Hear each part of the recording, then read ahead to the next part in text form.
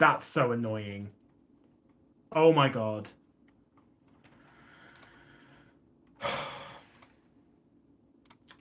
I'm so annoyed.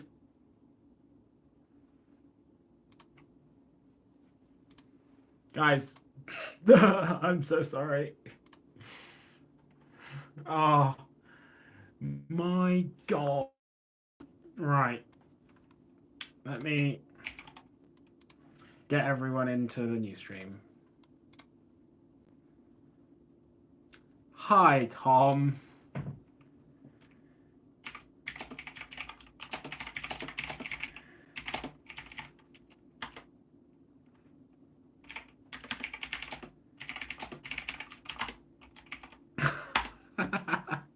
That is the most annoying thing. Like, why? Just why?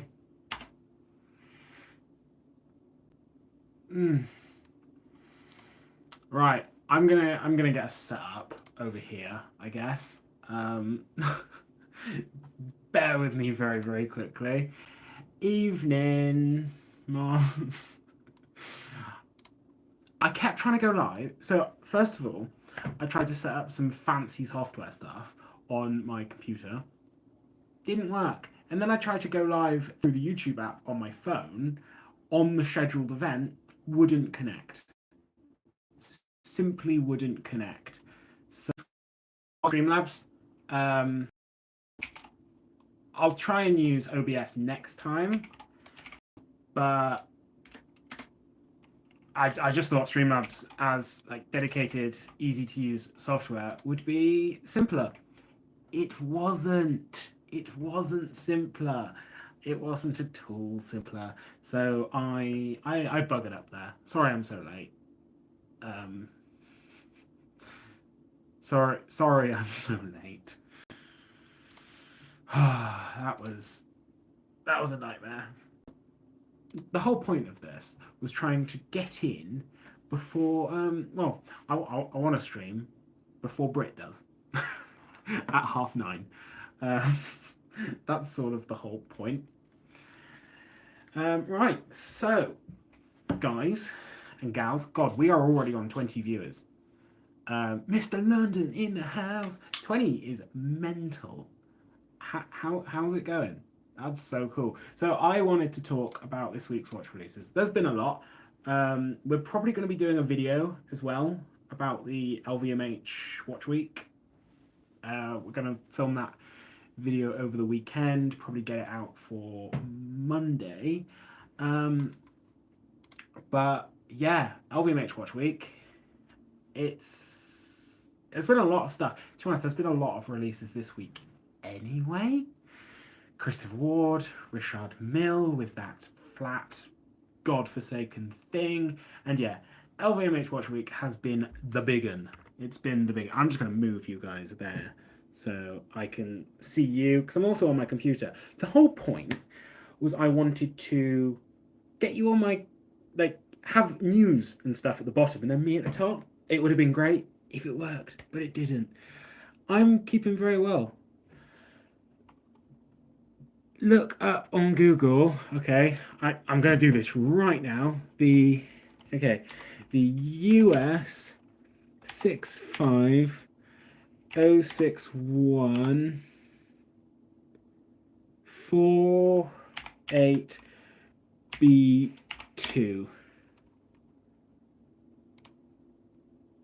That organ manipulator patent. US 6506148B2. I don't know what that is. All that comes out is an organ manipulator patent. Organ manipulator having suction. I am live, Jake. Hello, welcome, Jake. Yeah, Terry's definitely watching Swindon right now. Terry doesn't care about me. He's a video editing gimp, and he doesn't care. But I love him. Your AD rang you today for your green OP. Congrats. That's actually sick. That's amazing.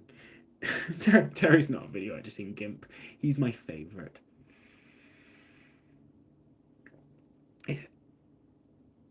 Oh, that's very cool. To be honest, I didn't read the patent properly, but that's very cool. Oh, I would love that. I would absolutely love that. Imagine that. Oh my golly gosh. That would be. Oh my golly gosh. Don't know why I turned into a Victorian gentleman. Is that Victorian gentleman? It's more transatlantic, isn't it? Sort of transatlantic accent. The mustard OP. Well, guys, thanks to Mozza at the Fears Watch Enthusiast group, you might be seeing a celebration dial review on this channel. So that would be very cool. Congrats, collecting 1st of Feb. That's going to be really cool. Bet you can't wait for that. And on my wrist is the Christopher Ward 12 Ti in 36. I've also got the rubber for it, and to be honest, it wears great on the rubber. But I had a job interview today, so I popped it on the titanium, on the bracelet, which is great. So guys, out of all of your releases this week, out of all of the releases this week, what's your favorite? Once Terry gets his new watch, he will be getting on a live stream and he'll be going through his whole collection. He's just going to get his new watch first. So me and Terry will be doing a live stream together once he's got his new watch. So we're just waiting on Christopher Ward to send him his watch, basically. So guys, what was your favorite watch from this week? So yeah, Chris is saying I'm guessing that's the June Aeolium.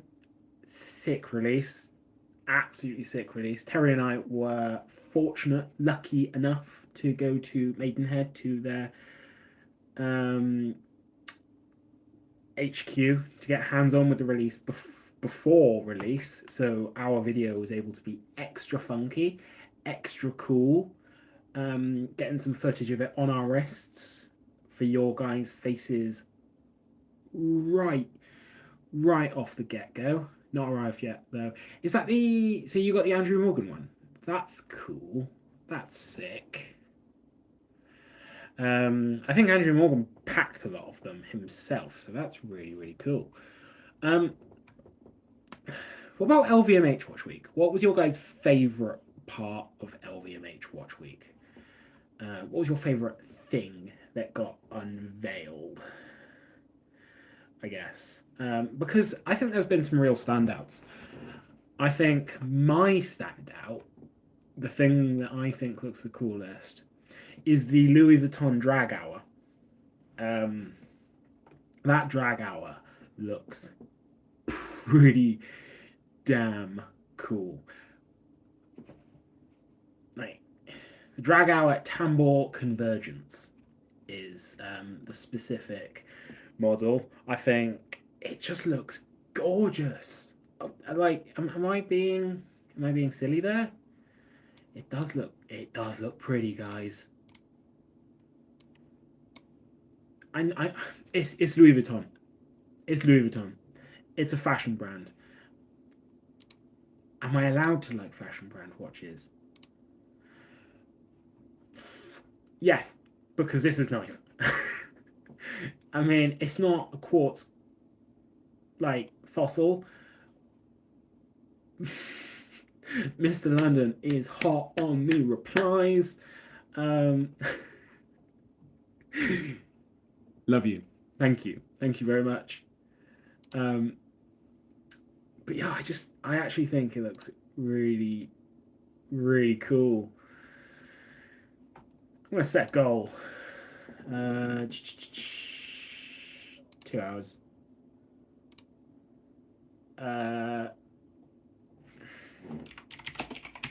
I'm just setting a little goal because this isn't a feature I've ever used before. There we go. Yeah, I've set a goal in chat. You don't have to reach it. Like there's no pressure, but it's not a feature I've used before. So that's how you set a goal. Cool. The more you learn. So yeah, the drag hour. What are the specs? 30 meters, water resistant. It's not great. It's not great, but it is a solid 18 karat gold and platinum. Well, platinum on one of the versions because there's a fully diamond set version and a pink gold version. I like the pink gold, not the blingy one. I'm not a big blingy guy. See you in a bit, Mr. London. This is my calfskin leather with LVMH pin buckle. Yep, standard. Arabic numerals and indexes, not terrible. Honestly, it just looks really, really nice. What are your guys' thoughts on the LVMH or the Louis Vuitton drag hour? It's spenny. It is very spenny. It's 33,500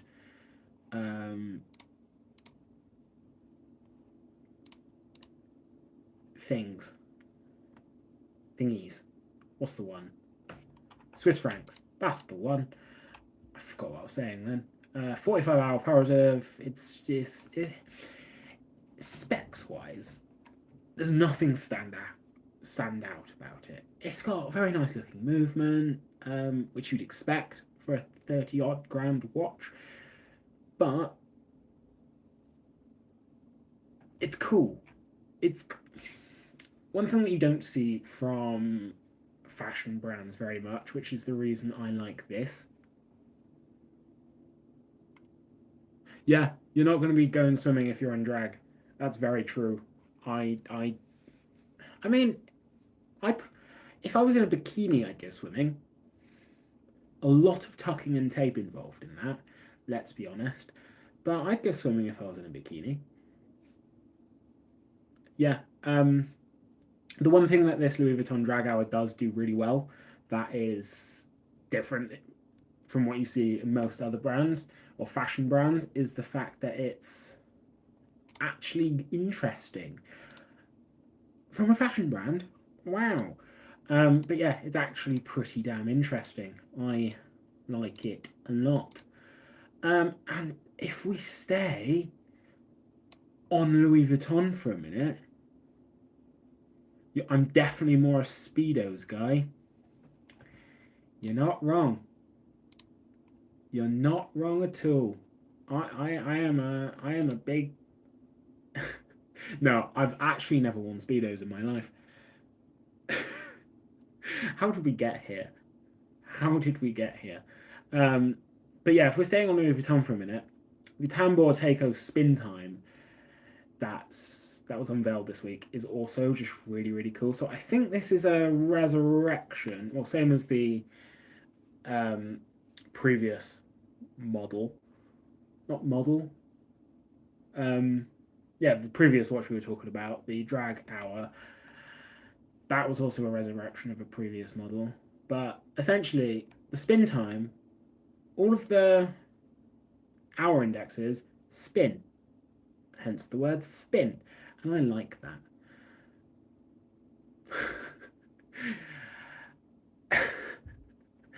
I would be budgie smuggling, let's be honest, and Greg is in the house. Everyone give Greg and Fear's Watch Owners Enthusiast Group some love. Channel members in the house. Greg has just said Richard Mille, more like Shishard Mille. Am I right? Yeah, that Richard Mille is not the prettiest. Let's be honest. Yeah, that Richard Mille is gross. But the Spin Time Tourbillon. Is it a tourbillon? It's a tambour. No, it's not a tourbillon. Where did I get tourbillon from? Where did that come from? Like, honest to God.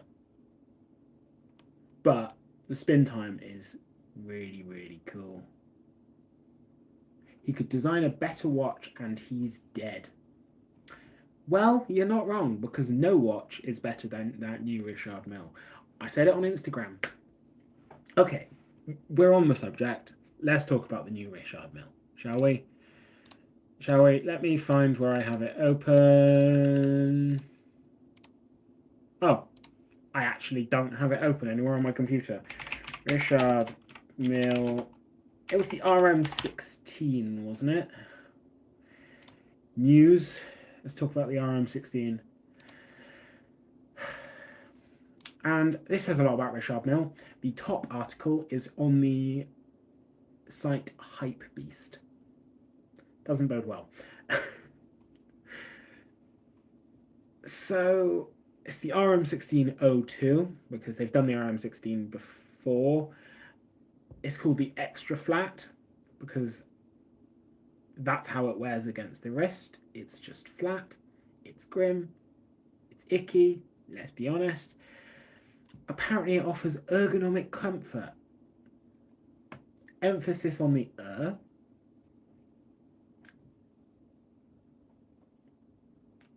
Shots fired. Looks like a probation tag. Yeah, it's a wrist monitor. You go out in public in wearing one, and people know that you're a drug dealer. No, drug dealer? That doesn't really work. You're a hell of a drug dealer if you can afford an RM. Let's be honest.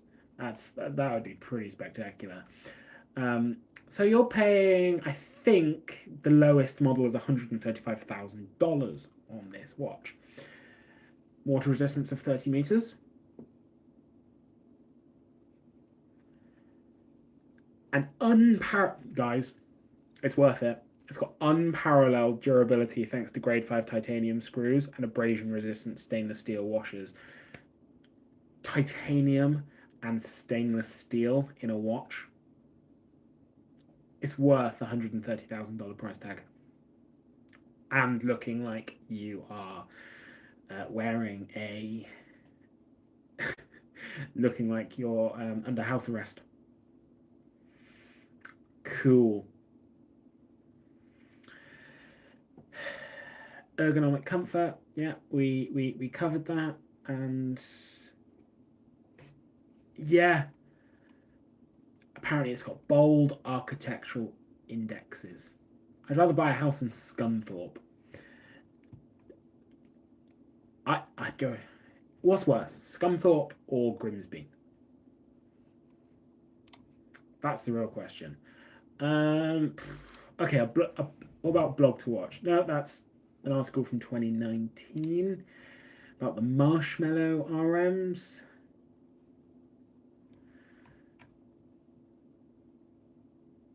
God, is there really no news about the new RM 16? Sorry if you're from Scunthorpe. Not for that comment, but because you're from Scunthorpe, my condolences. Oh, Greg is out here being savage right now. Also, same if you're from Grimsby. Although you do have a very good movie about, a very funny movie. It's not very good, but a very funny movie about your town. Brothers Grimsby with Sacha Baron Cohen. Is there any news about the new... Okay, here is an Oracle Time article about the new RM1602. Extra flat. It just wears terribly. I'm saying it right now, guys. Sweeping proclamation. I will no longer be criticizing the Cubitus for being ugly. I'll criticize about other things, but not for being an ugly square design whilst this exists.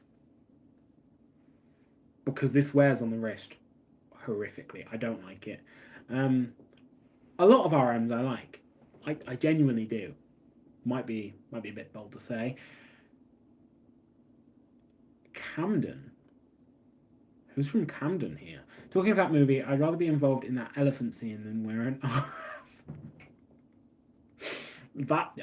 That's very extreme. Guys, you heard it here first. Don't climb out of an elephant, okay? Is Scunthorpe worse than Camden? Is Camden bad? I thought Camden was quite nice. It's very hipstery from my memory of it, but is Camden bad? Is it that bad? Oh, I have a friend who's currently watching, but is too scared to say anything. Put stuff in the chat.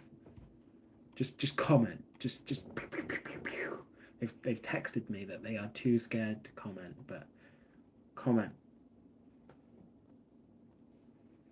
Just do it. Anytime, obviously I'm live streaming on my phone, so anytime I touch my phone, it's just kind of wobble. Hello, friend that's currently watching. Are you from Scunthorpe? No. Although they're not from a place that's not. Actually, it's quite significantly better. It's got a nice cathedral, but I just do not like this RM. It's ugly. It's very, very ugly.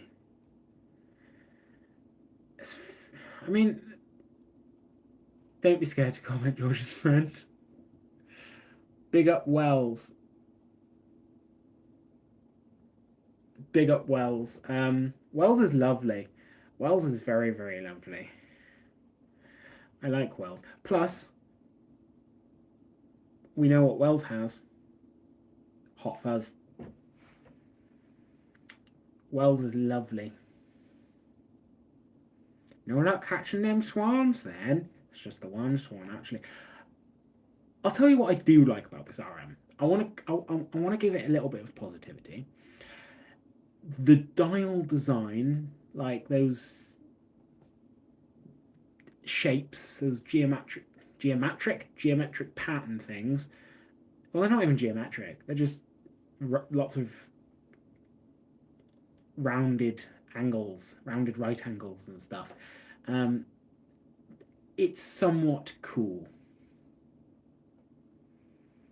Don't know what they were going for. But I don't hate the dial design. Everything else about it I really dislike.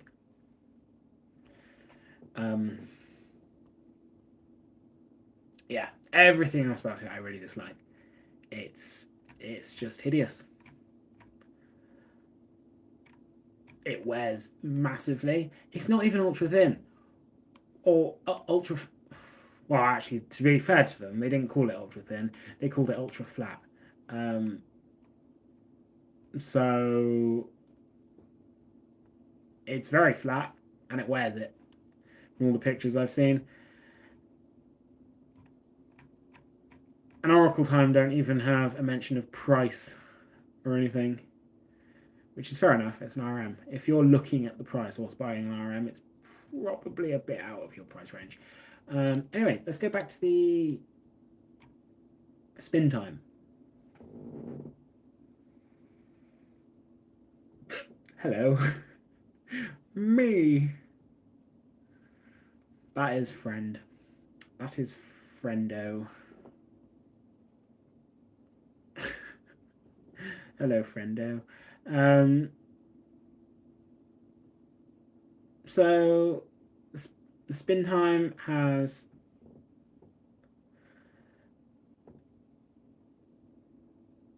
ooh, what just happened?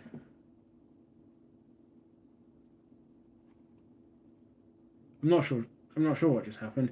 You could have a yeah, you could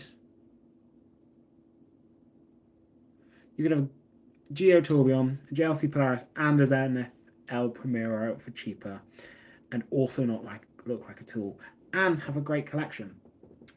Am I going to live stream every Friday?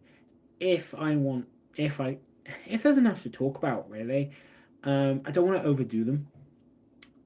But at the same time, if people want to watch them, possibly.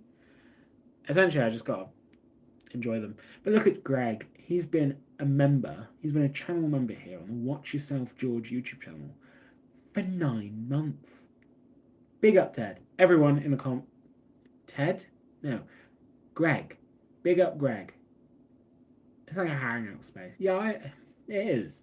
And we can catch up on the news and do all sorts. Yeah, so everyone... Oh, I'm going to put myself more central in frame. Everyone say big up, Greg. Even you, friend. Yeah, Greg. It's me, Ted, from Teddy Bulbasaur Sar. Bul I don't know what's happening. But if we're being honest, the spin time's cool. What's up, Curly? Hi, James. How's it going? Big up, Greg.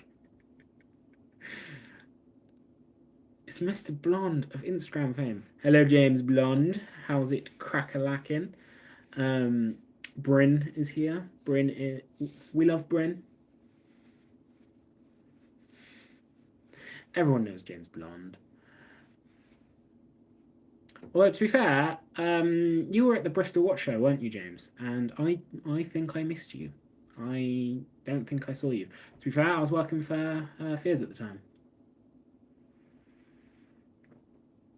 Bryn, Mr. Fear himself, and Joe, the goats. So the non-diamond set version of the spin time, it costs 80,000 euros and is a limited edition to 150 pieces. The diamond version costs 160,000 euros and is only there'll only be 50 pieces. So that's mad. You saw the Tool lad. Who's the Tool lad? Was that Richard? He's pretty tall. To be fair, a lot of the guys at Fears are quite tall. George is 1'6". And that isn't my height. It's the size of my shoes. Get the licks in, guys. Oh my god. Please don't get licks in. Likes. Definitely likes. Big Nick. Big Nick. Oh, I almost mixed up the N with another letter. Nick is lovely. We love Nicholas. Gay, lives in Yorkshire. Oh, Nicholas.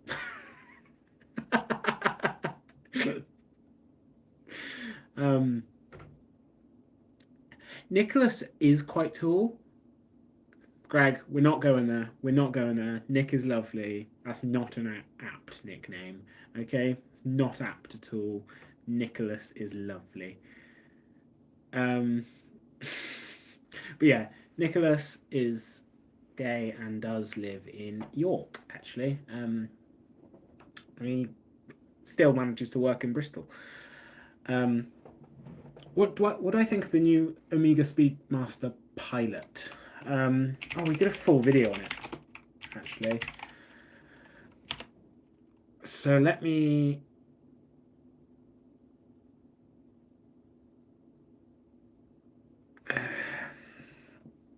we did a full video on it, but we talk about so many watches, it's actually difficult to remember. There's nothing very special about that Pilot. It's just a steel Speedmaster. To be honest, it's very cool. If you like that aesthetic, you want me to get a Creedor, do you, Greg? You want me to get a Creedor. So there's nothing particularly special about that Omega Pilot. It looks really, really cool. If you like that aesthetic, I'm not a big fan of it. But like James just said, it's so thick. It uses the caliber 9900 movement, 9900, and oh golly gosh, easy to chunky boy. I don't know why I turn really like posh when I say these things. I'm not like half the other guys, or half the guys at my previous place of work. I promise. Not that there would be an issue with that, but I really need to shush. So yeah, how thick is it? I can't find the specs. Where is it?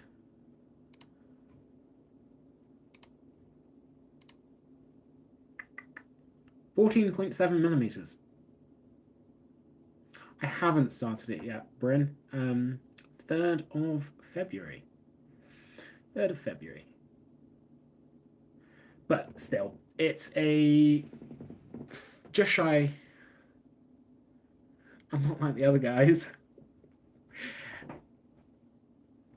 It's a 41mm watch that is just shy of 15mm thick. That is ridiculous. I'm sorry, but so it's automatic, obviously Meta certified. That's too thick. That is. Omega does have a habit of making their automatic Speedmasters like monstrous, absolutely monstrously thick. Let's not beat around the bush. The previous generation of moon phases in the Speedmaster range. Let's have a look at one, actually. Let's have a look at one of the previous Speedmasters, or Speedmaster moon watches.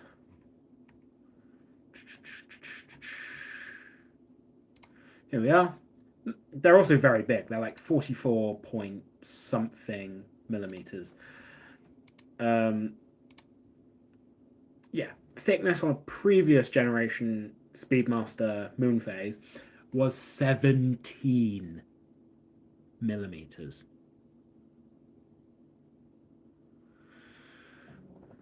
I wonder how thick they'd make the triple date now. Mine's only 14 millimeters, which is pretty reasonable. Yeah, that's pretty reasonable. Yeah, although I feel like there's a huge delay right now. Is there a big delay? Too many thick watches generally, because 1, Omega, 2, clear case backs, no innovation in movements, and also it has to be said, coaxial and like their certification does come with a certain degree of extra chunk. It just does. And they're so married to coaxial, everything in Omega's lineup is going to have some inherent extra chunk, which is a shame. It truly is, because it removes a lot of versatility. So back to this week's watches.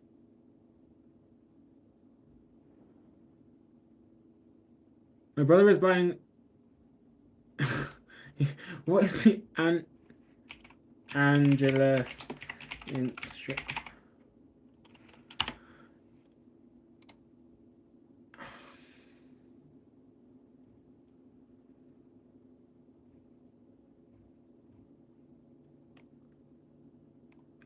What would you like advice on? How can I help? I mean, it's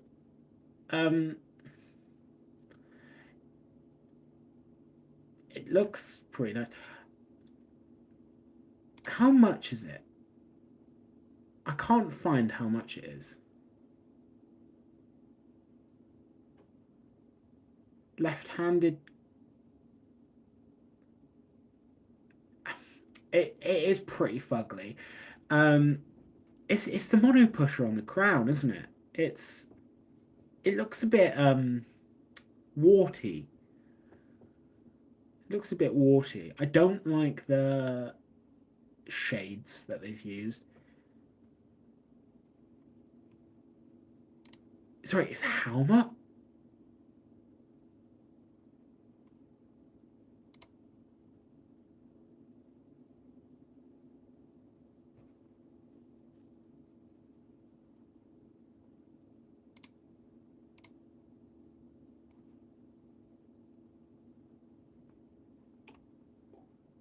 What?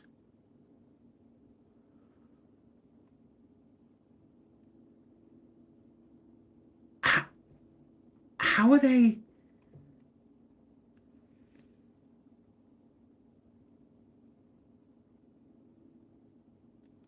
mean, I get it's a mono pusher. The movement looks nice. It's 39mm stainless steel. I'm sorry, but that's not justified. Tell him to get a Speedmaster and save 9K if he wants a if he wants a chronograph. And even modern Speedmasters are pretty overpriced. Tell him to get a pre-owned Speedmaster and save even more money. I mean, cool. Column wheel, vertical clutch, mono pusher. 30 meters water resistant as well for that. I mean, it's also on leather, so you're never going to use it. Back again. Instead, get a Blancpain mono pusher triple date. They're about 10K pre-owned and just objectively cooler. Yeah.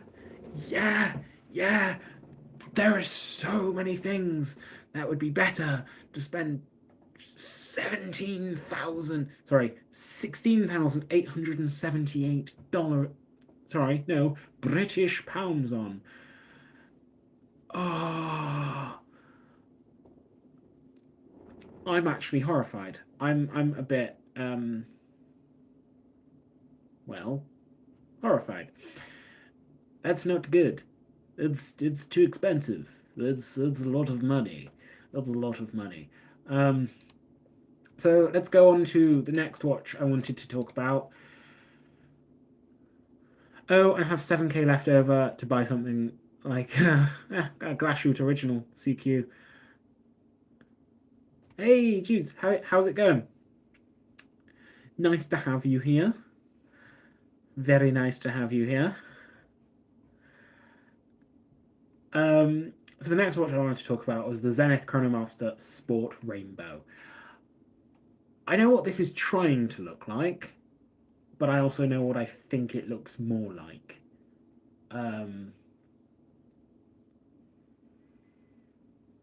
Ooh, you scuba dived in a Seiko 5. I'm doing a video on water resistance where my 30 meters is more than enough. 30 meters is more than enough. If 30 meters always meant 30 meters. 30 meters doesn't always mean 30 meters. A lot of the time, 30 meters only means water resistant, rather than actually 30 meters water resistant. If you want a watch that says 30 meters and is 30 meters water resistant, you've got to go Patek Philippe. But it doesn't always mean 30 meters water resistant. A lot of the time, it just means you can put it under a tap, or it'll withstand splashes and stuff. It doesn't. Yeah. Okay. Explaining your. I'll be very interested to see that video, because even like a watch brand has sat me down before and gone like, right, 30 meters is splash, 50 meters is swim, 100 meters is more swim, and a bit of under the, like, fully under swim. That 200 meters is proper dive. Yeah, that's essentially, when I was a Seiko brand ambassador, that's essentially what Seiko told me. 30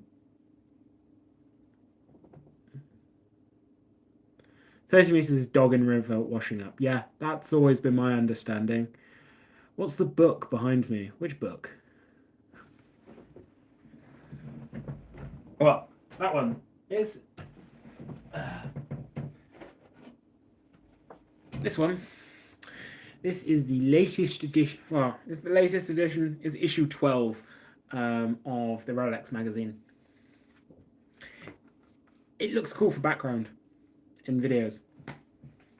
Pretty much.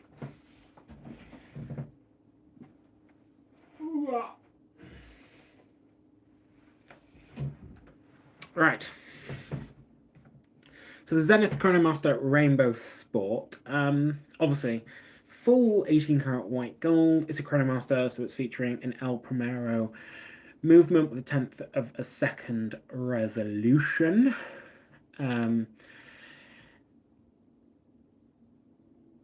It's 50 baguette cut sapphires, 10 baguette cut diamonds. It's $112,100. Can't forget the 100. You know what? Obviously, Rainbow Daytona. Straight off the bat. It's trying to be a Rainbow Daytona. Very cool movement. Obviously, featuring the El Primero movement. El Primero, incredible movement. This is the 3600 column wheel chronograph movement. For me, though, I just look at this because the reason this doesn't scream as much Rainbow Daytona to me is there's a lot less of a graduation. Am I able to put a picture up? Oh, I wish I could. Tell you what. Take a look. Take a look and see. So, the reason I'm not very impressed is the graduation on the color of the gems is nil. So, it just looks like, well, it's just got blocks of color on the bezel. Whereas something like the Daytona, like the actual Rainbow Daytona, has, like, it's an actual rainbow. And it graduates between all the different colors on the bezel, which I think is a really, really cool effect when they do it. Still not something I'd ever wear. But this Zenith Rainbow Chronomaster, peace, Chris. Thank you very much for coming. Sorry I was so late. I feel like a bastard for being so late. But this just reminds me more of Hublot. It lacks that special refinement, that little special sauce. And it's a real shame, in all honesty. Yeah, it's a real shame. And that's $112,000.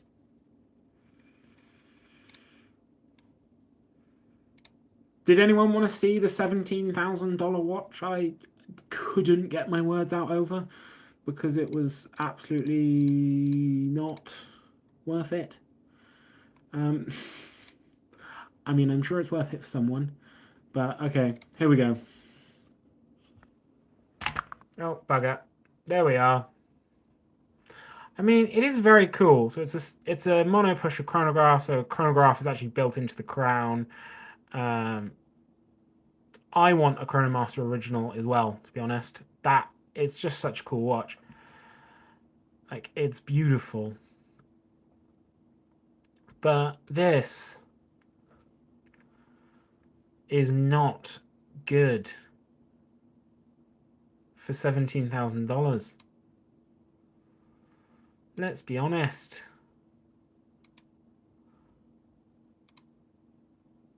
But yeah, that rainbow Zenith is not my bag. It's a little bit very icky. I love the Chronomaster. I think the Chronomaster is an absolute phenomenal watch. I mean, I do love the Daytona as well, but technically speaking, the Chronomaster beats it out the ballpark. I do think the Daytona wears better, but when they make a full solid gold and rainbow sapphire / diamonds Chronomaster, it just gets rid of oh, it's got a date at 4:30 as well. It's rammed in.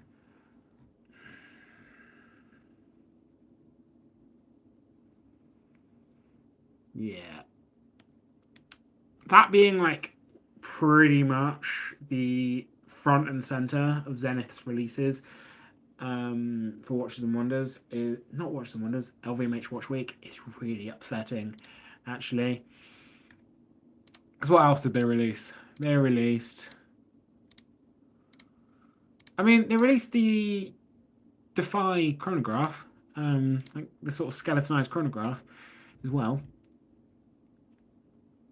But my issue with the new skeletonized chronograph is it looks exactly the same as the old skeletonized chronograph. Yeah. The vintage rainbow, that's just steel with the Daytona movement, is like 5 to 8. Geez, just get that instead then. Pew. James, you're an innovator. You're right. Absolutely. Just get that instead then. Why the hell wouldn't you? But yeah, the new Defy looks the same as the old Defy. Is there anything noteworthy to talk about the new Defy collection? Let's have a look. Okay, new Defy Skyline chronograph skeleton.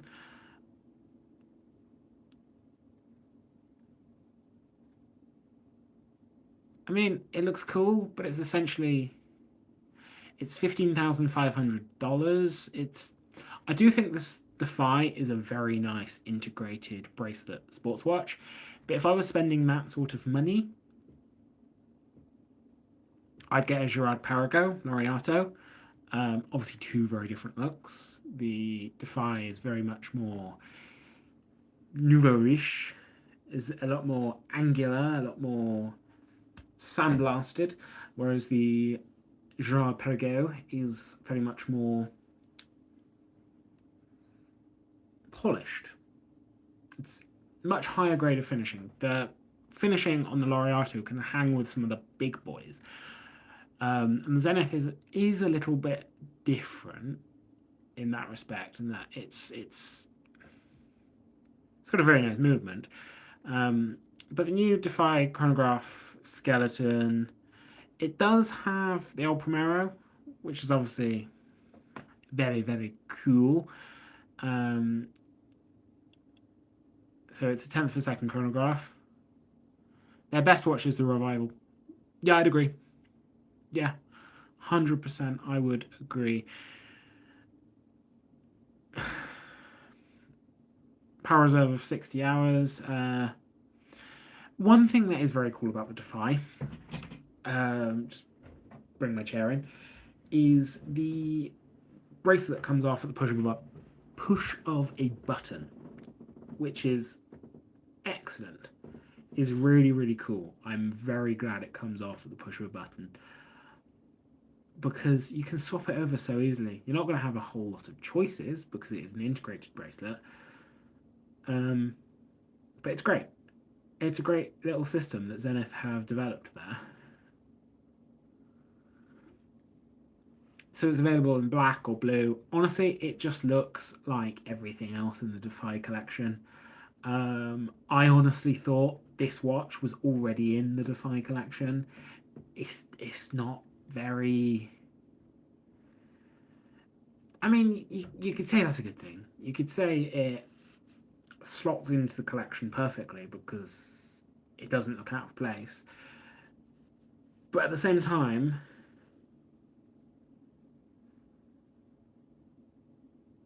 it's a bit boring. It does come with a rubber, so that's good. $15,500 US though.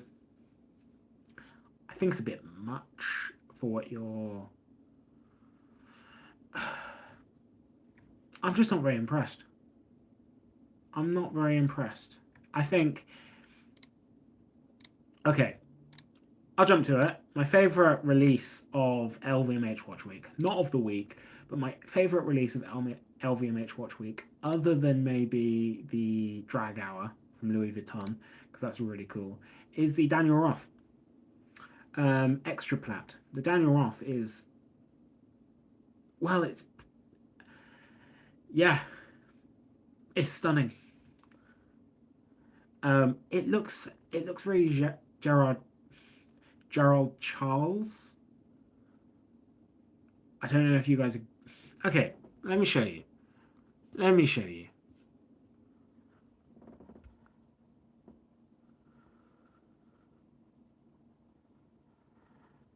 Right, this is the Daniel Roth. What do we think? I think it's beautiful. I love the shape.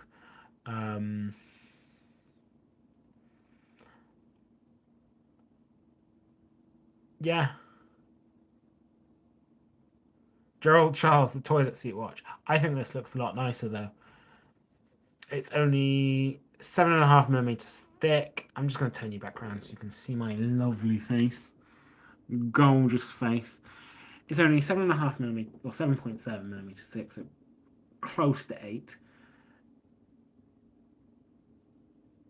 Apparently, each dial takes 10 hours to do the guilloche.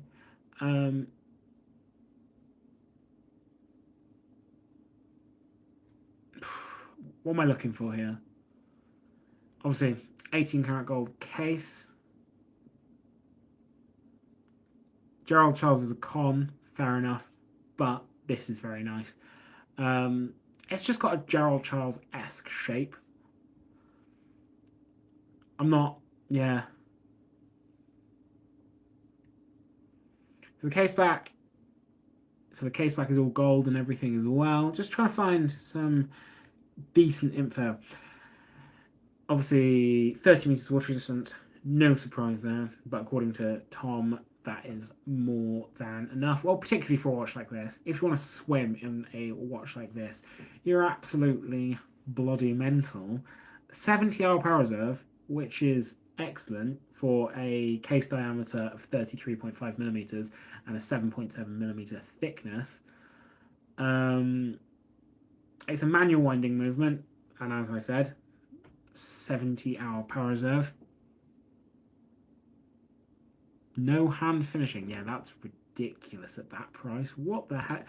£50,000 marketed on fake anniversary and no hand finishing either. That's not good. But this is limited to 20 pieces. And it's 45,000 Swiss francs. Minus taxes. So once you factor in like UK taxes, it's probably going to be about £55,000. But it's got some very nice guilloche. I'm not too upset at it. It's very classy. It's that and the Louis Vuitton Drag Hour are probably, yeah, my two favorite releases of the week. Now I'm gonna get slightly controversial because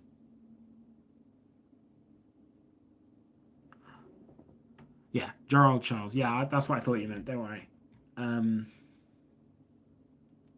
Because obviously the guilloche on the Daniel Roth is hand done, so that's hand finishing. Tag Heuer. Right. First of all, let's talk about the cool release Tag Heuer did, which was the purple chronograph. The purple Carrera glass box. Smoky purple. Very cool. I'm very glad that they went for the dial layout of the blue glass box rather than the black, so that the date is at 6 o'clock rather than at 12, where it's obscured by the chronograph hand. Because if you look on the black glass box, the date is obscured by the chronograph hand. Pretty bad. Obviously, there's no date on the tourbillon version, but I think this is a really, really pretty looking watch. It's really, really cool. Apparently, this does follow on from a 2022 Monaco that had the same smoky purple dial. But honestly, this smoky purple looks very, very nice. I love the concentric circles on the subdials. The tourbillons aren't anything special, but hey, it's still a Swiss tourbillon.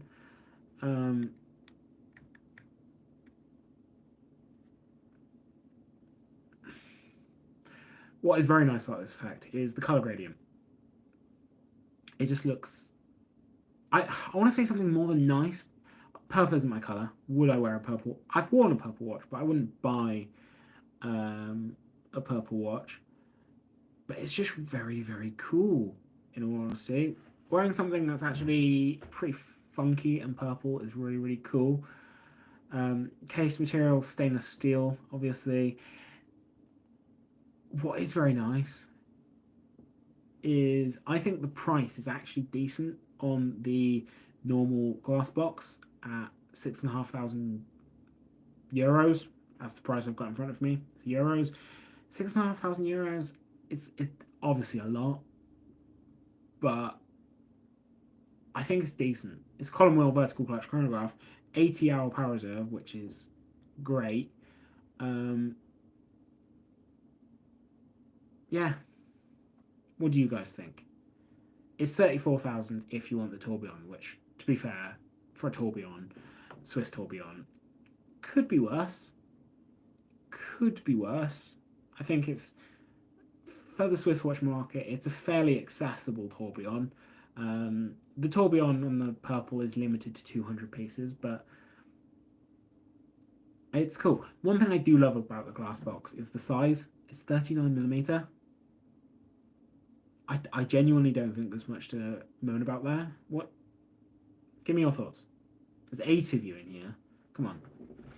Give me your thoughts.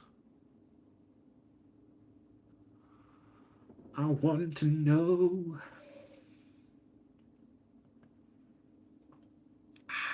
I've been talking so much. I need water.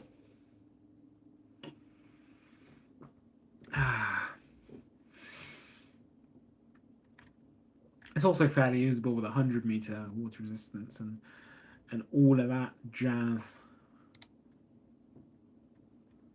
So it's not too bad, is it?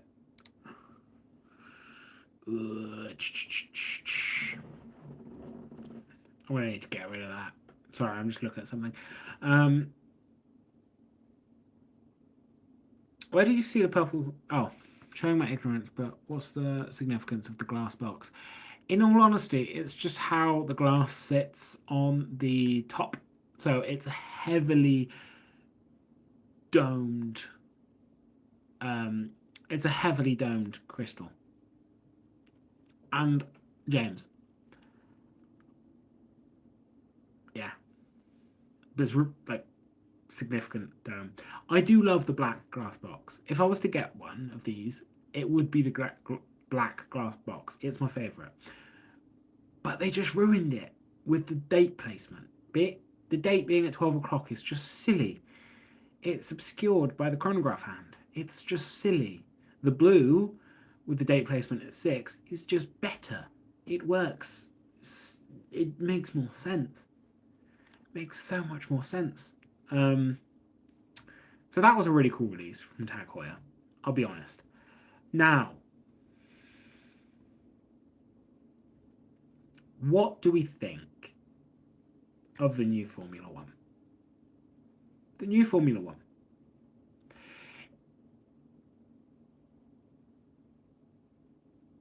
Now, the Formula One has been, in my opinion, the thing that has been the weakest link in Tag Heuer's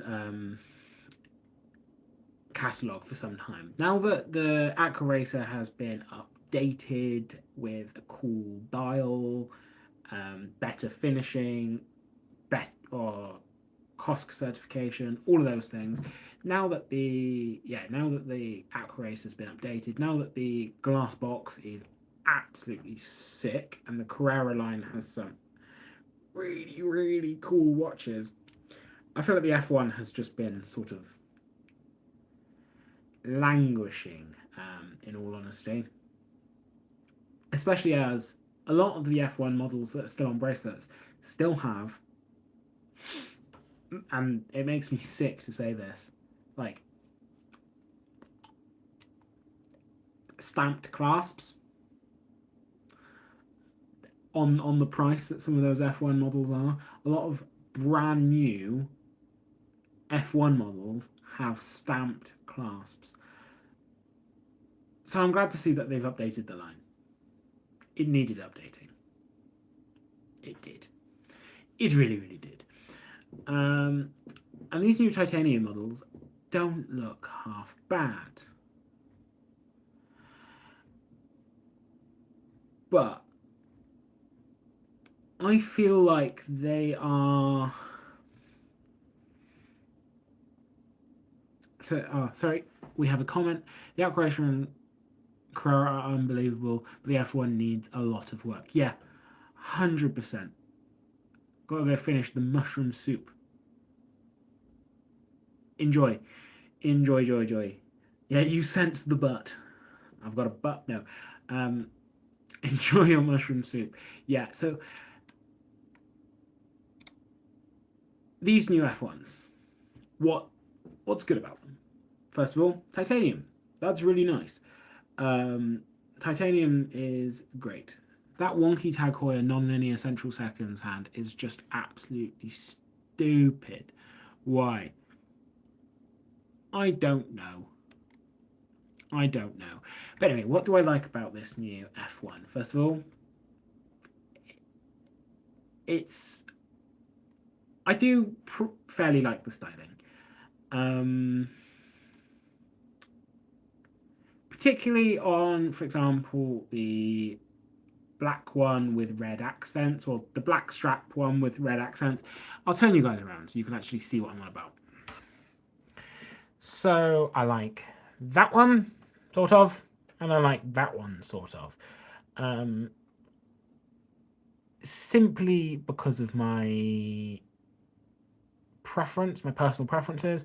I'm not a massive fan of these, but I can picture these two being fairly popular because I think they're the most versatile.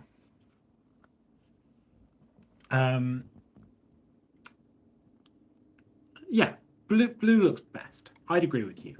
Blue, I think, will probably be the most popular in terms of sales. They're 200 meters water resistant. It's very good. They're automatic chronographs, which in the F1 line, they were mostly quartz. So I'm glad to see they're offering automatic watches in the F1 line. Grade 2 titanium, that's very good. Some of them are DLC coated. That's not so good because DLC coating sucks. So yeah, flat sapphire. The case backs are all titanium as well. 42-hour power reserve. Nothing spectacular about the actual movements. So it actually uses an ETA 7750 base, which is I'm not going to complain about, but this brings me to my concerns with this new collection. So I've worked in like watch retail for some time, and the F1 collection is an amazing starter watch. It simply is. It represents a 21st birthday present or 18th birthday present or graduation present or something like that for so many people because of the price point. And because of its versatility. It comes on a bracelet, you can wear it always because it's a great watch on a bracelet that's versatile and isn't going to break the bank. Guys, have you seen the price of this new F1 that isn't a very versatile looking watch, doesn't have a bracelet option, and I just simply can't picture people buying their silly 18-year-old to go out clubbing in, essentially, which is what these kids will do and try and show off their fancy new watch. I can't imagine parents buying these for their... It's a lot more than the F1s used to be. This is 4,600 Swiss francs. 4,800 if you want a DLC coated case. or they actually go up to 5,300 Swiss francs. I'm thinking that's a bit ridiculous, in all honesty.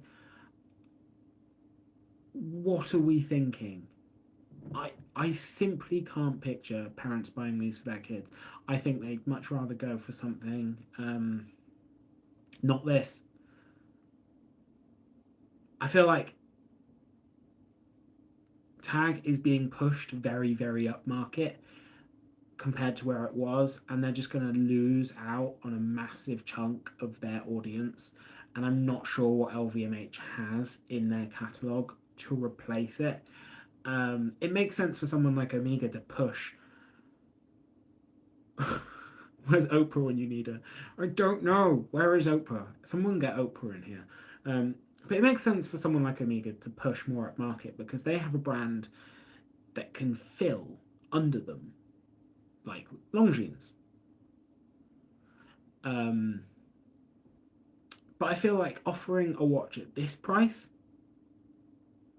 in a segment that was traditionally their entry level, or a line that was traditionally their entry level, they are just going to push people towards Longines and towards other major high street brands that exist in this price segment. Now, if I go to Tag Heuer's website, what still exists in the Formula One range? Right, let's have a look.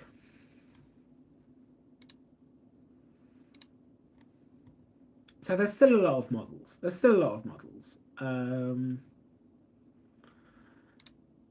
With bracelets, a lot of quartz models. I feel like these new watches, also they're big, 44 millimeters, but young people like big watches. I did at the time. When I was 21, I got a 45 millimeter Breitling. I love it to bits, but it's a chonker. I feel like they need to offer a steel variant of these watches at a more reasonable price. Because, yeah. Sorry, Tag Heuer, but that's what you need to do. These are too expensive. Are they too expensive for what they are? Maybe, but they're definitely too expensive for like for who they're aimed at. Yeah. Even offer a steel quartz version at half the price. I think then you'd sell, or a titanium quartz version, or a steel quartz version on a bracelet. I think Tag Heuer was always going to do a lot with Formula One because they've just re-entered it as the official timekeeper of Formula One. She's in Africa trafficking. Duh. Ooh, that's a spicy sentence. Yeah, that's a very spicy sentence. Sorry, whenever I swipe down, I'm checking text messages that I'm receiving from viewers. I think she probably is trafficking, to be fair. Right. Has everyone seen the new Blancpain Swatch? The new Scuba 50? Who's seen the new Scuba 50? It's called the Pink Ocean.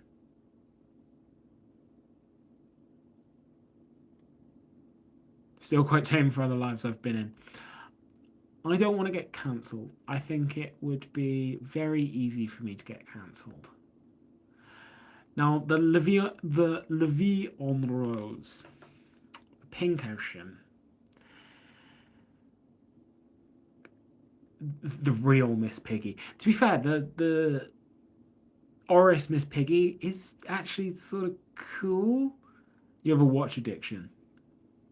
Everyone in here does. Join us. But for the purpose, if you haven't seen the new Scuba 50, there you go. What do we think, guys and gals? Are you going to be buying one? Are you going to be racing down to your local Swatch dealer and picking up this pink thing? I mean, they did recently release this as well, which I think is a lot cooler.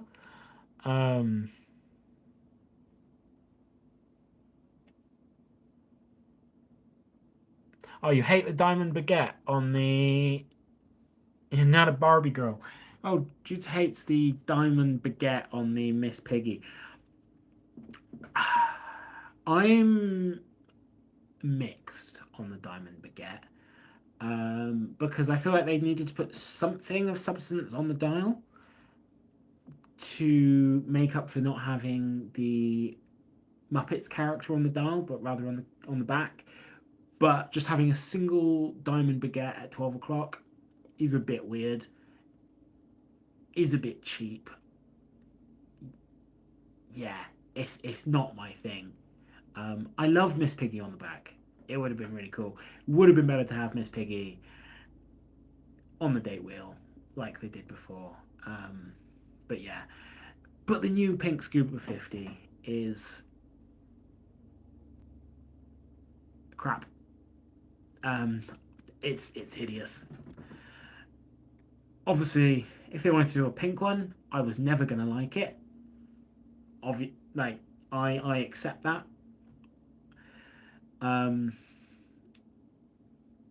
not a big fan of full pink watches, and you don't like the Swatch Blancpains. Yeah, I think that's a fair comment because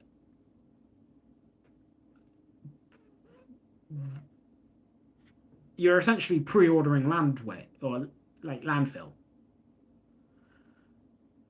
Although, to be fair, you could say that about literally anything that you're pre-ordering landfill. But because it's it uses the System 51 movement from Swatch,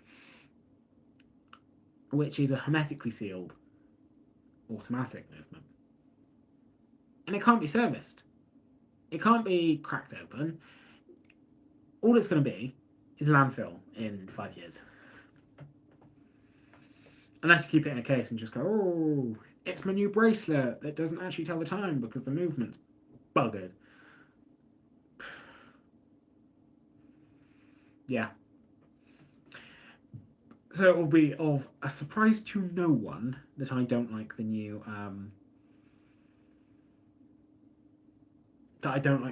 pink Blancpain.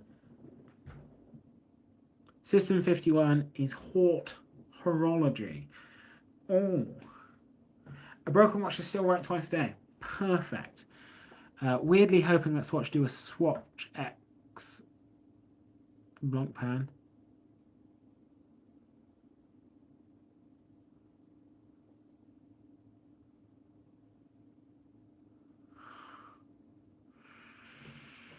So, what Blancpain range would you want to see? Imagine Swatch goes through and makes a this would be incredible. Can you imagine Swatch goes through and makes a Swatchified version of every watch in each Swatch group's catalogue or each Swatch group brand's catalogue? For example, a Swatchified Breguet Classique. I just think they look ugly compared to the real thing. I love the Blancpain 50 Fathoms. I think if I were to get another dive watch one day, it's not on the cards. I've got two. That's enough. I need a nice dress watch. Or like a super... Oh, you meant Breguet. We're on the same wavelength here. We're on the same wavelength. But can you imagine a Swatchified Breguet Classique? I didn't want to say it. I was a bit like WTF. Yeah, you're probably like WTF. I was a bit like WTF. They've already done that. I thought maybe you meant another watch in their catalogue, like a 50 Fathoms Bathyscap. I was giving you the benefit of the doubt, don't worry. But Breguet, a Swatchified classic, would be hilarious. And it is something I'd have to get for the meme. A Swatchified classic would be just like absolutely incredible. Or a Swatchified marine, or Type 20, or XX if you want to call it that. I'm just riffing now, thinking about what things I'd like to see one day. You'd buy it. See, Swatch need to put me in charge of their product department. Now, here's an even better idea, guys. A Swatchified, you know I'm about to turn the camera around, a Swatchified tradition.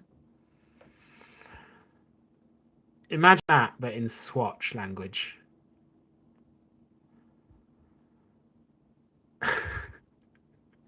I mean, you can actually find them for about 15 grand on the aftermarket. Very cheap.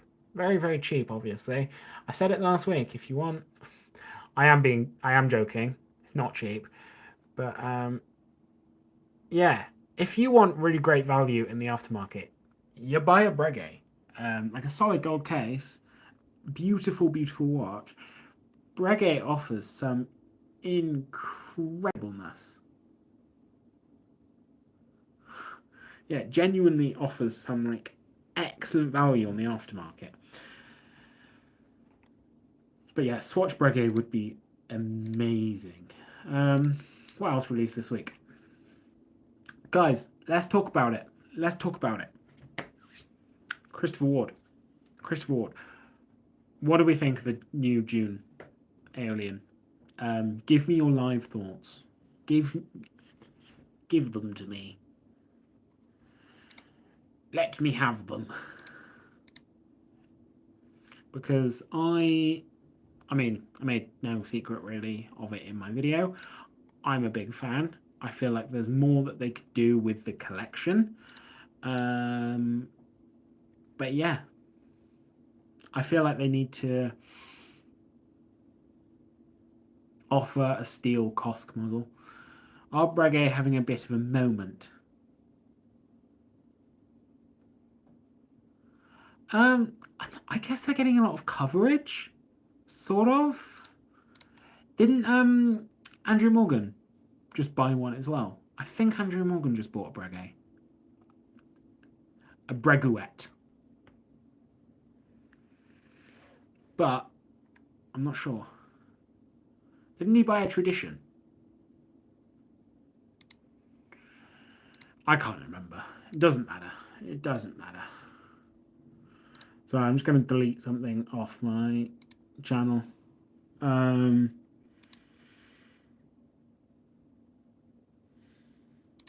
Delete forever. I have just deleted something off my channel. Forever. Did I say my channel? Mine and Terry's.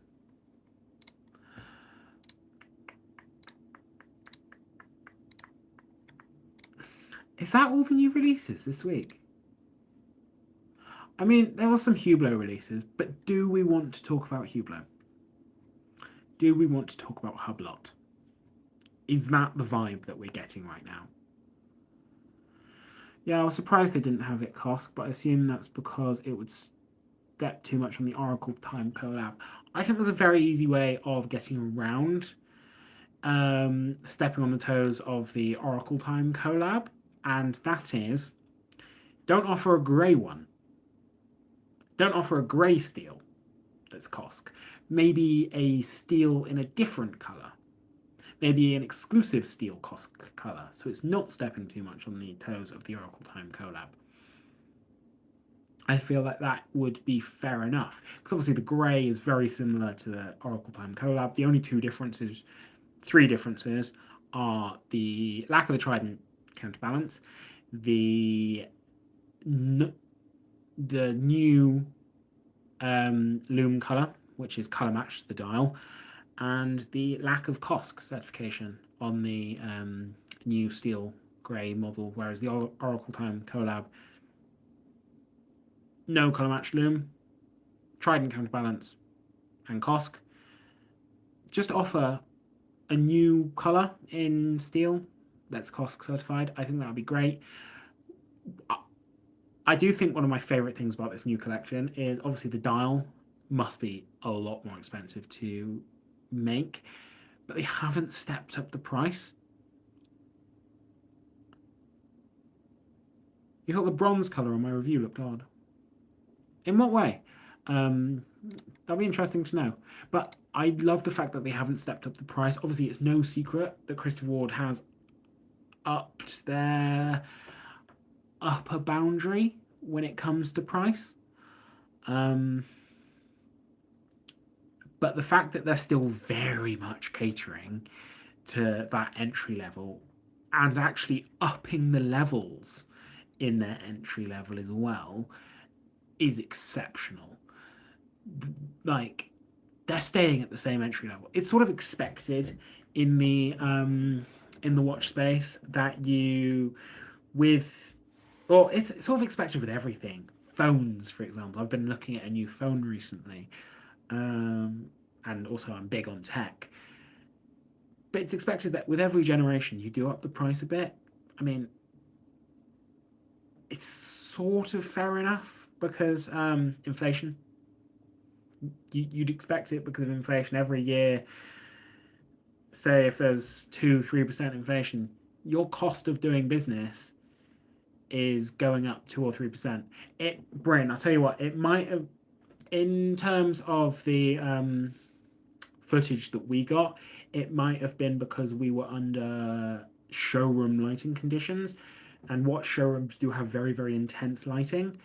So it might have just been the lighting, in all honesty. And also, we were recording on phones. We're not very professional. We were recording on phones.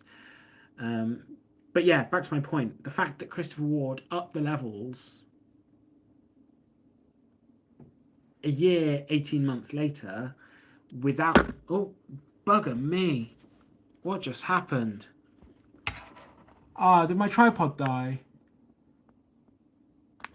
Yeah, my tripod died because it's electric. Oh no. Rip. Guys, I'll just flop over. Game over. That was embarrassing.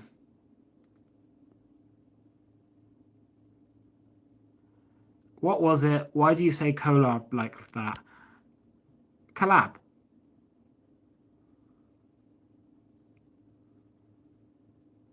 That was a text message, by the way. I'm reading text messages as well. I've got 2 chats on the go. Woohoo!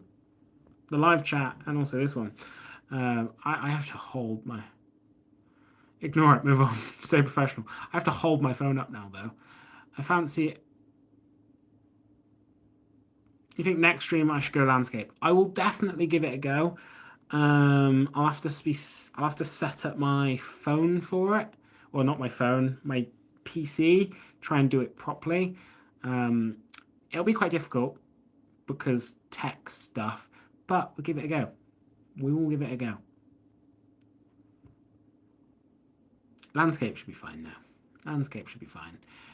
I'll go through my PC and set up stuff properly and live stream up from my computer so I can share things at the same time and be all professional. This is my second proper live stream on this channel, so I'm working on it. Yeah, bronze green. I think that was the standout from the release, in all honesty. Terry had that opinion. Getting hands on, I had that opinion. It just looked amazing. Analog guy tries tech. Hey, I have a degree in technical stuff. I built my computer down there. I'm a very techie guy. But when it comes to streaming and setting up all that stuff, I prefer hardware. Software I'm all right with. Like, my degree is in video game design. I did animation and 3D modeling and all of that stuff. To be honest, I'll be able to do it. It just sounds like a lot of effort. That's me being honest. It'll take a while, and I'll have to play around, but it'll be tricky. I might have to end this live stream in a minute because I'm currently having to hold my phone up manually. Ooh, we've gained 2 new subs during this live stream. That's very, very nice. Welcome. Oh my god, has our... Oh, okay, that's weird. Our June video from yesterday is close to 4,000 views. Oh, okay, I have a question for you guys.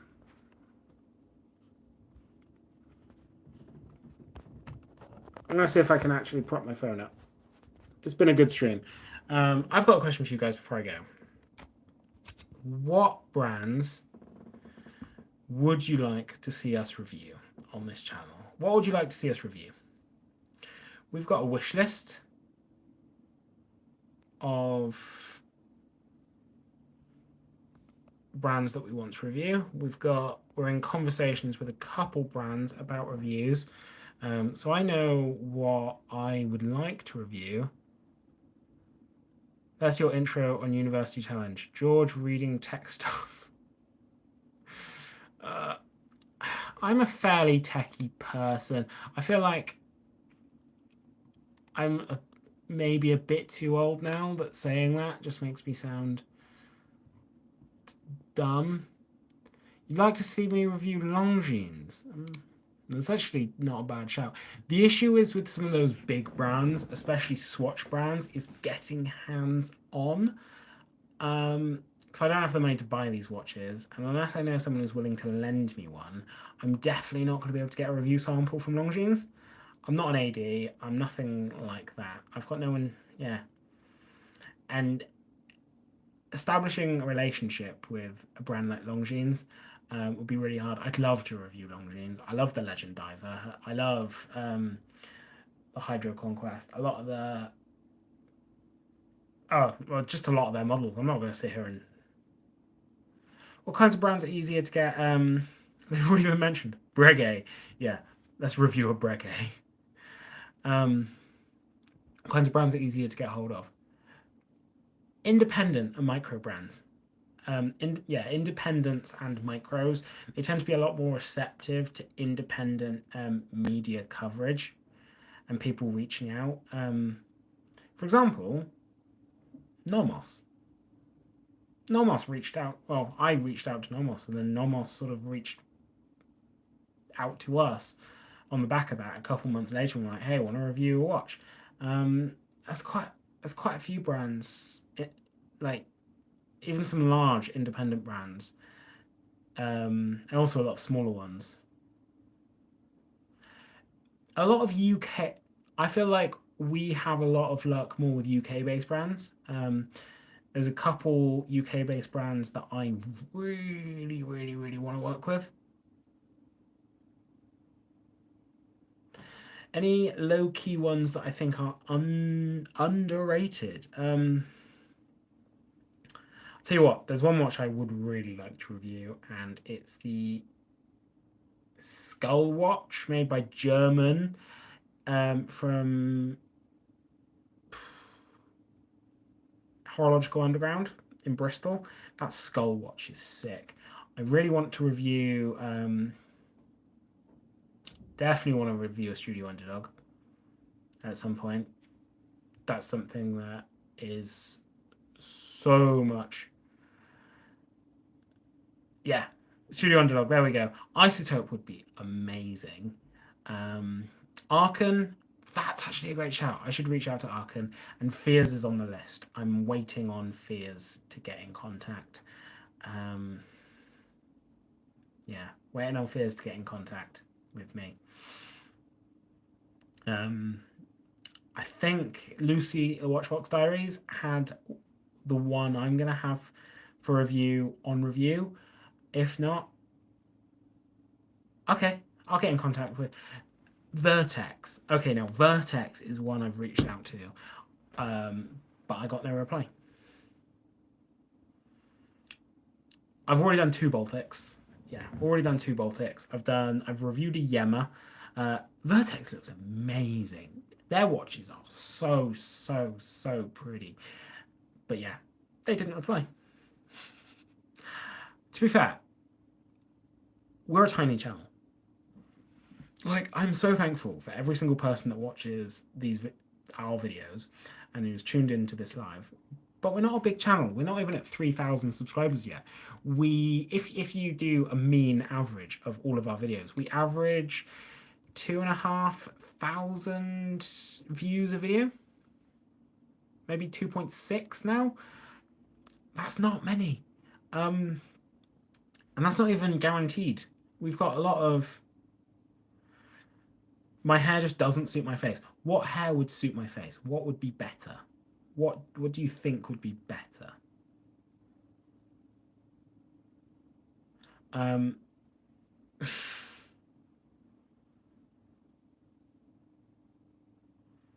Mary Spender.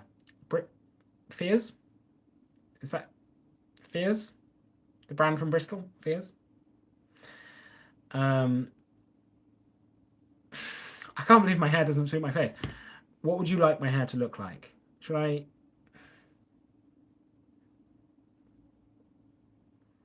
I like his hair. Curly locks. Yeah. Stunning, right? Absolutely stunning. With the high taper fade. That's a meme, right? That's a meme right now. Yeah. Don't make that face, but the hair looks good. Thank you. I play with it too much. I do play with it far, far, far, far, far, far too much. I'm gonna need to go charge my tripod, aren't I? Because it's gimbaled. Oh yeah, the skull one. The skull one is awesome. I can't even remember what it's called. And I can't type into my computer now because otherwise my phone will flop. I don't even know what face I did. Not this one. Not that one. Do I look pretty? I feel like I look so much better now.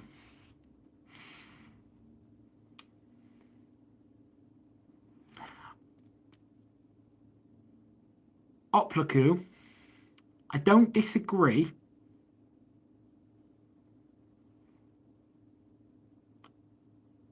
That I'm autistic AF. Little bit out of pocket. Definitely correct. I think it's because it's not styled at all. So I look like I should have styled hair. Is that what we're saying? Yeah, my hair's very messy, but I feel like it's a vibe. It's sort of, I do nothing with my hair. I leave it. I get cut once every 7 or so weeks until it's too long, and then I get it cut. It's funny because the rest of my appearance I actually put quite a lot of effort into. I've just never really bothered with doing my hair. I know you want to grow your channel, but I appreciate the fact you aren't so big. I like this stage actually because I feel like I've got a really nice viewer base, and I'm able to get to know you guys. Like, I know the names who are in here, which is really, really nice. People aren't drowned out in the comments. I'm actually able to reply to all of the comments and stuff. It's really cool. So Bryn, I want to grow as well, but I'm happy with where we are at the moment. People say big money in Hong Kong to have hair that looks like they just got... Oh, people pay big money in Hong Kong. So people will pay big money to look like me. Your face looks good, just the wrong hair. I'll take my face looking good. If that means I'm a 7 out of 10, we'll take it. 6 out of 10, yeah, that's good. 5 out of 10, cool. 4, great. 3, amazing. I'll take anything above a 0, actually, when it comes to out of 10. How many points does my hair lose me? This is completely gone off the rails with Watch Talk. I ran out of new releases, and now that I've got to hold my phone up, I don't really want to leave the live stream, but But yeah, 0.25. I will take it. I will take it. People see the time and effort you and Terry are making. Yeah, we put in a lot of time and effort. Terry puts in a lot more effort than me. So thank you for saying that. What English accent is that? Well,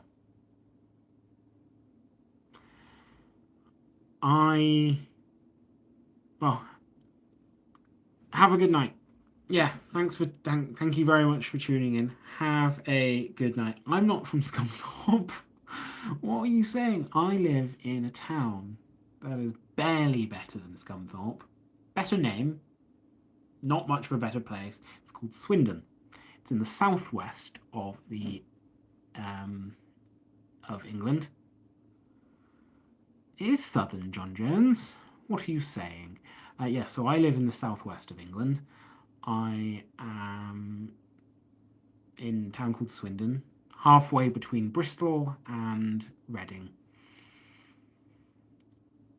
Like, yeah, 30 miles east of Bristol.